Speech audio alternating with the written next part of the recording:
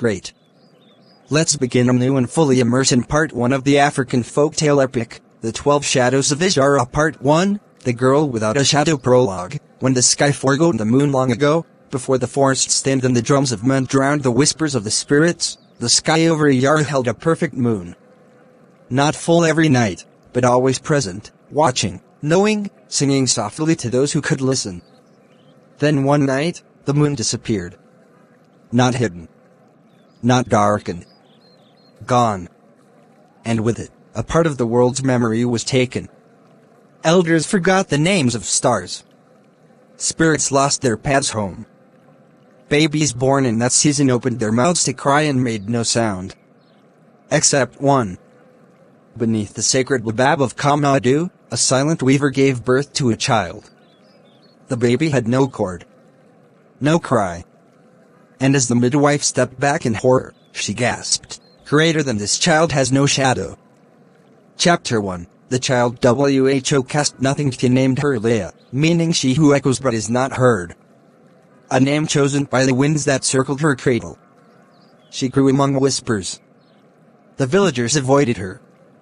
Her mother, Tanji, spoke only through the patterns of her weaving, each cloth a prayer, each color a warning. Alea never cried. Never bled. Never grew sick. But animals followed her.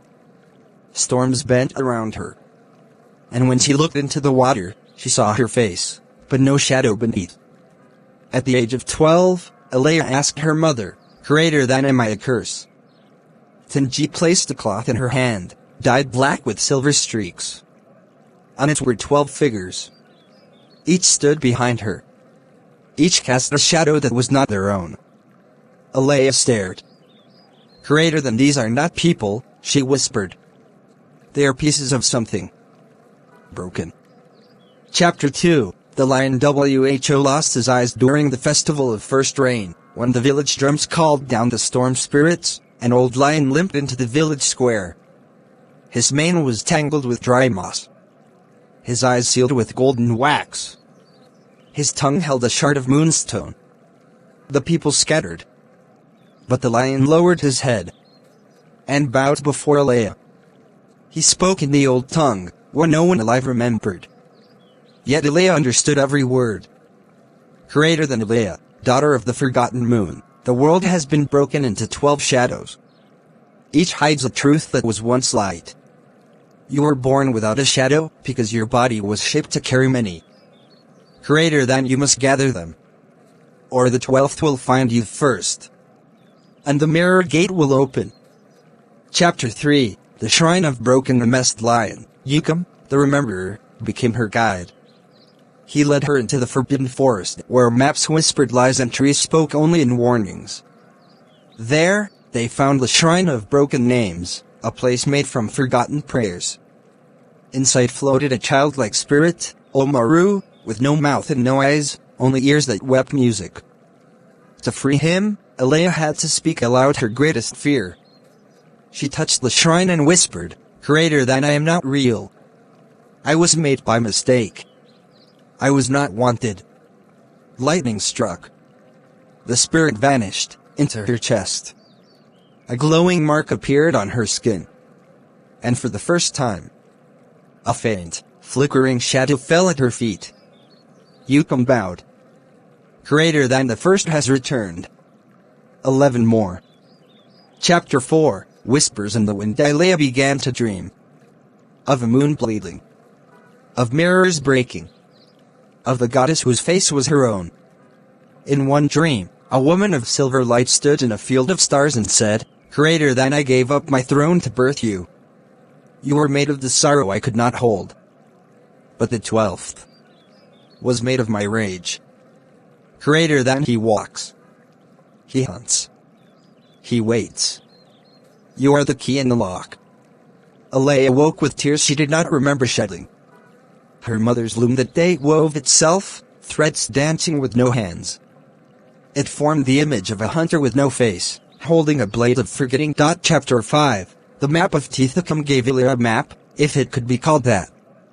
A folded hide, etched with 12 teeth, each pointing to a place. 1. A desert where time forgets. 2. A well that reflects the dead. 3. A laughing valley full of weeping stone. 4. A forest where dreams bleed. 5. A sea made of mirrors. 6. A tower made of names. 7. A sleeping god's mouth. 8. A cave that eats memory. 9. A storm that lasts forever. 10. A throne beneath the earth. 11. A mountain made of bones. 12. And at the center, the mirror gate. Each tooth was a shadow. Each shadow a truth lost. Each truth a danger. Yukam whispered, when all 12 are gathered, you must choose. To remember everything. Or to shatter the world to protect what must remain forgotten. Chapter 6. The first step. Ilea left Kamadu at dawn. No one saw her go, save her mother, who beat one final message on her loom. Greater than she carries the sky's wound. Let her be flame or flood. But never forget, she was once my child. Yukam walked beside her, silent as a ghost. The wind stirred. The first tooth glowed. Their path turned toward the valley that laughs, where the second shadow waited inside the belly of a giant who could not stop smiling. Great. Let's continue the journey. The 12 Shadows of Ijara Part 2, The Giant WHO80 Chapter 1, The Valley That Laughs. Ilea and Yukam descended into a deep rift in the earth, a place known by no map, but feared in every tale told near fire. This was Bakanza, the valley that laughs. It laughed not with joy, but with the echoes of grief twisted too tightly to cry. Stone faces lined the cliffs, their mouths open mid-laughter, their eyes hollowed by tears long dried. When the wind passed, it carried the voices of people once swallowed by the valley. Greater than I smiled and was forgotten. I laughed and lost my name. Yukam warned her, greater than the second shadow here is not evil. But it feeds on sorrow, and grows by what you refuse to feel. At the center of the valley stood a giant, so tall his head touched the storm clouds. His ribs showed through his pale, rubbery skin, and his eyes were holes that swallowed light. His name was Subakun, the giant who ate sorrow. Chapter 2, Subakun's question. Subakun did not move. He stood rooted like a tree, his toes buried in the cracked valley floor. When Ilea approached, the ground trembled not from his step, but from his heartache. A voice, thick like thunder soaked in honey, filled the sky. Greater than, why do you seek what must stay buried? Why do you walk with the blind, daughter of moonlessness? Ilea bowed. Greater than, because what is buried still breathes, and what is blind still sees. The giant reached down and scooped her in one massive hand. His breath was hot and bitter. His eyes, though empty, wept mist.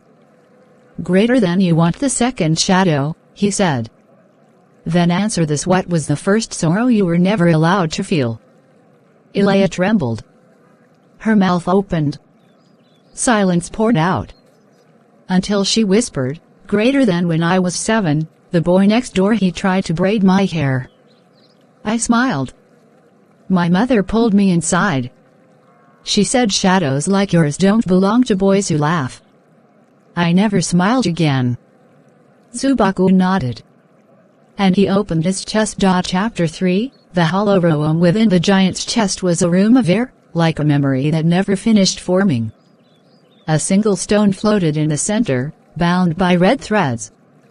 Yukam stood outside. Greater than, enter, he said. But do not lie. The room feeds on dishonesty. Ilea stepped in. The moment her foot touched the ground, the voices returned, only now, they were hers. Greater than, I don't want to be this thing. I hate being feared. Sometimes I dream I never existed. The red threads tried to tangle her.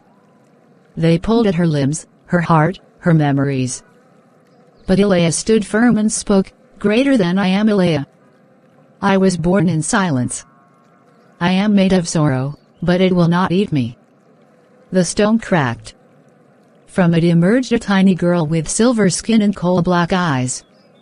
She stepped into Ilea's chest, and became the second shadow. Chapter 4, the laugh turns to wind. Bakun smiled.